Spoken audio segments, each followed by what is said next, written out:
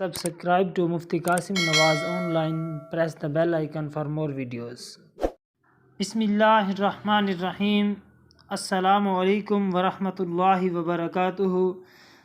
सामीन मुकर्रम, हम अपनी पिछली वीडियो में मसारिफ़ ज़कात बयान कर चुके हैं कि किन लोगों को ज़कात और सदका फ़ित्र देना जायज़ है।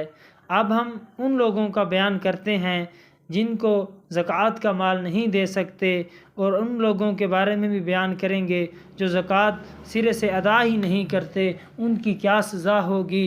तो सबसे पहले उन लोगों का ज़िक्र करते हैं जिनको ज़कात नहीं लगती, जिन पर ज़कात का माल खर्च नहीं हो सकता। इसमें सबसे पहले आले रसूल सल्लल्लाहु अलैहि वसल्लम यानी सैयद और हाशमी इसमें शामिल हो जाते हैं।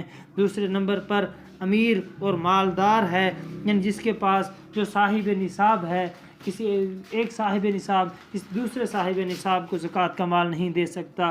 तीसरे नंबर पर गैर मुस्लिम हैं, उनको भी ज़कात का माल नहीं दिया जा सकता। चौथे नंबर पर ऐसे लोग जिनकी अखराजात और कफ़ालत का ज़िम्मेदार खुद ज़कात दहिंदा है, यानी ज़कात देने वाला, उन लोगों पर अपना ज़कात का माल खर्च नहीं कर सकता जो उसकी कफ़ालत में है। और जो ज़कात है, ज़कात सोने चांदी, माल तिजारत और जानवरों पर है, और ज़मीन की पैदावार पर उश्र फ़र्ज़ है।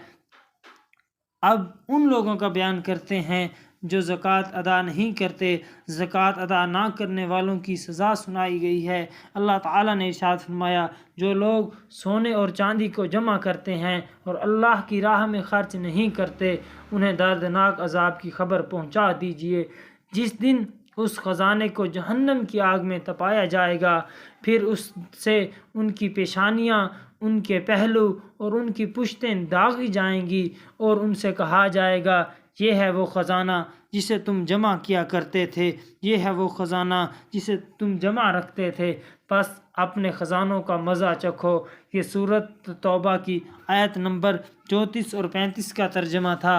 और अब नबी करीम सल्लल्लाहु अलैहि वसल्लम का इरशाद समाअत फरमाएँ।